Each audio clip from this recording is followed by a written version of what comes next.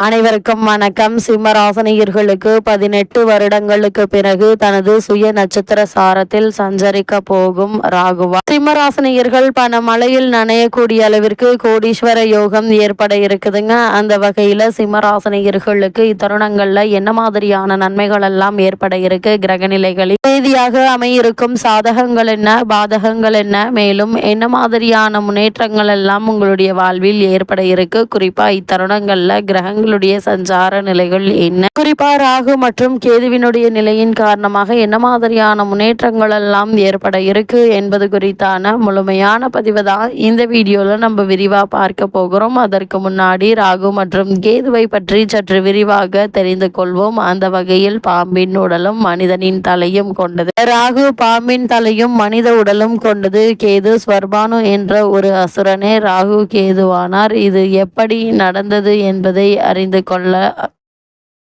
கொள்ளலாம். அந்த வகையில் ஒரு சமயத்தில் சாபத்தின் காரணமாக இந்திரன் தனது சக்திகளை இழந்தான். இதை அறிந்த அசுரர்கள் இந்திரன் உள்ளிட்ட அனைத்து தேவர்களையும் துன்பத்திற்கு உள்ளாக்கினார்.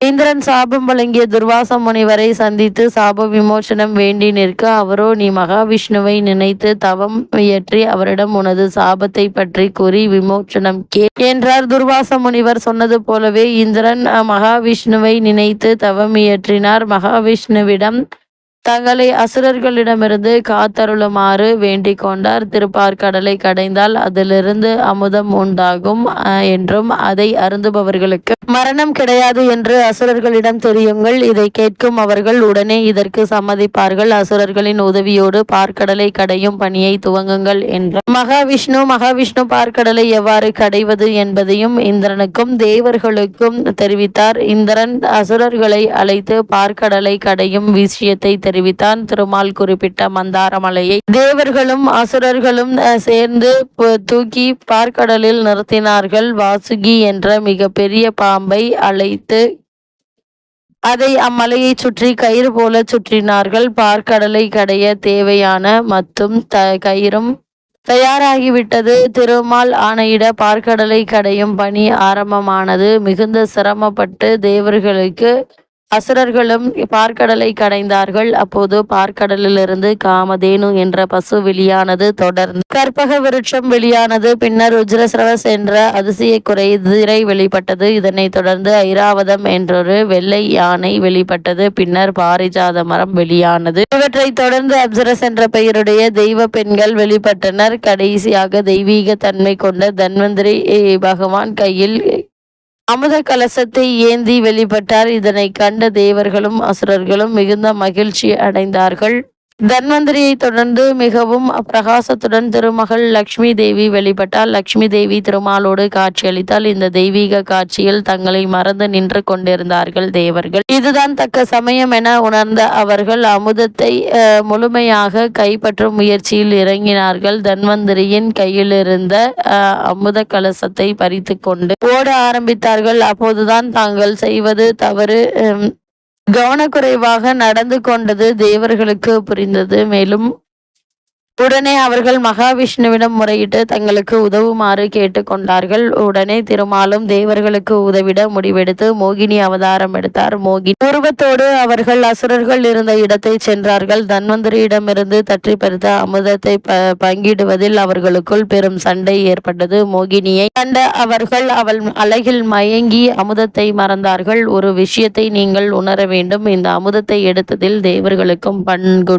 அவர்களுக்கு தராமல் நீங்கள் மட்டும் மருந்தினால் இதன் முழு பயன் உங்களுக்கு கிடைக்காமல் போய்விடும் என்றார். மோகினியின் அழகில் மயங்கிய அசுரர்கள் அவள் எதை செய்தாலும் கேட்கும் மனநிலையில் இருக்க மோகினி தேவர்களை அழைக்க அவர்களும் வந்தார்கள். தேவர்கள் ஒரு புறமும் அசுரர்கள் மற்றொரு புறமும் அமர்ந்தார்கள். முதலில் மோகினி அமுதத்தை தேவர்களுக்கு கொடுக்க தொடங்கினால். அசுரர்களின் கவனம் எல்லாம் மோகினியின் அழகில் கிடந்தது. ஆனால் தேவர்களின் கவனம் முழுக்க அமுதத்தில் இருந்தது. அது மட்டுமில்லாமல் அசுரர்களுக்கு அமிர்தத்தை தருவது ஆபத்தானது என்று எண்ணிய மோகினி தேவர்களுக்கு மட்டும் அமிர்தம் கிடைக்கும்படி செய்து கொண்டிருந்தால். மயக்கத்தில் இருந்ததால் அசுரர்களுக்கு இந்த சூழ்ச்சி தெரியவில்லை. அசுரர்களில் ஸ்வர்பானு என்ற ஒரு அசுரன் மட்டும் மோகினியின் சூழ்ச்சியை உணர்ந்து உடனே தேவர்களைப் போல தனது உருவத்தை மாற்றிக்கொண்டு சூரியனும் சந்திரனுக்கும் நடுவில் அமர்ந்தான்.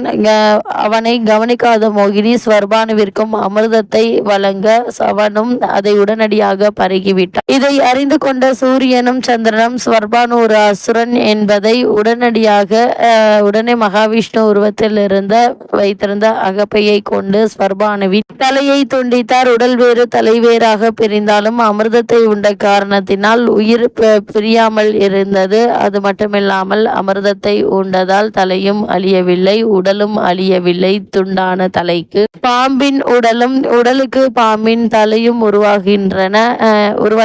பாம்பின் உடலும் மனிதனின் தலையும் கொண்டது ராகுவானது, பாம்பின் தலையும் மனித உடலும் கேதுவானது. இப்படிப்பட்ட ராகுவும் கேதுவும் சாயா கிரகங்கள் என்றும் நிழல் கிரகங்கள் என்றும் கூறப்படுகிறது. ஸ்வர்பானு செய்த தவறை சுட்டிக்காட்டிய மோகினி அசுரர்களுக்கு அமிர்தத்தை வழங்க மறுத்து தேவர்களுக்கு வழங்கினார். இதனால் ஸ்வர்பானுவின் மீது கோபம் கொண்ட அசுரர்கள் ஸ்வர்பானுவை தங்களுடைய கூட்டத்தில் இருந்து விலக்கி சேர்த்து கொள்ளவில்லை. வினோதனமான உடல் அமைப்பை கொண்டதால் தேவர்களும் அவர்களை ஏற்றுக்கொள்ள மறுத்தனர். ராகுவும் கேதுவும் வெட்டுப்பட்ட போது ஒரு துண்டானது நாகேஸ்வரத்திலும் மற்றொரு துண்டானது கீழ்பெரும் பள்ளத்திலும் விழுந்ததாக ஐதீகம். 7 கிரகங்களுக்கு ராசி சக்கரத்தில் வலமாக சுற்றி வருவார்கள்.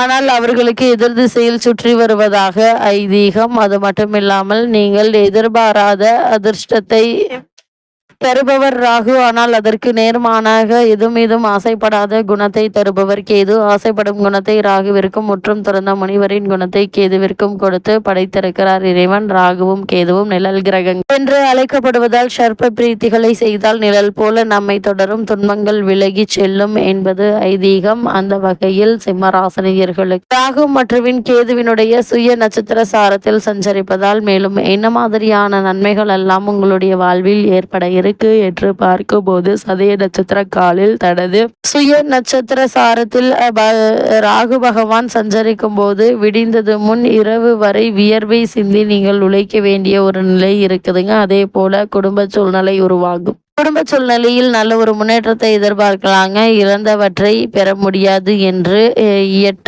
இயன்றவரை பாடுபடுவீர்கள். கணவன் மனைவிக்குள் பிணக்குகள் அதிகரிக்கும். அதனால் ஒருவருக்கொருவர் விட்டு கொடுத்து அனுசரித்து நடந்து கொள்வது நல்லது. கணக்கு வழக்காக கச்சிதமாக நடந்து கொள்வது நல்லதுங்க. தொழில் போட்டிகள் அதிகரிக்கும். அரசு வழியில் தொல்லைகள் ஏற்பட வாய்ப்புகள் இருக்குதுங்க. அதிக கவனத்தோடு எச்சரிக்கையோடு இருப்பது அவசியம் என்பதை கிரக நிலைகள் மீண்டும் மீண்டும் அறிவுறுத்தது. அதே போல சிம்மராசினியர்களுக்கு கிரக நிலைகளின் ரீதியாக கூறப்படும் பரிகாரம் என்ன என்று பார்க்கும்போது, இந்த காலகட்டத்தை பொறுத்த வரைக்கும் உங்களுடைய ராசிக்கு சப்தம ராகுவால் சஞ்சலம் தீர வீட்டிற்கு அருகாமையுள்ள திருக்கோவிலுக்கு சென்று தீபம் ஏற்றி வழிபடுவது நல்லது. அது மட்டுமில்லாமல் இத்தருணங்கள்ல தெய்வ வழிபாட்டை யோக பலம் பெற்ற நாளில் மேற்கொள்வதோடு ஞாயிற்றுக்கிழமை தோறும் வழிபாட்டை மேற்கொண்டால் சுகங்களும் சந்தோஷங்களும் வந்து சேரும் என்பது ஐதீகம். இதன் காரணமாக உங்களுக்கு மறுக்கப்பட்டு வரும் வாய்ப்புகள் மீண்டும் உங்களுக்கு தேடி வந்து கிடைக்க இருக்குதுங்க. அப்படிப்பட்ட சந்தர்ப்ப சாதகங்களை பயன்படுத்தி கொள்வது உங்கள் கையில தான் இருக்கு என்பதை கிரகங்களுடைய சஞ்சார நிலைகள் தெளிவாகவும் உறுதியாகவும் எடுத்துக்காட்டுது.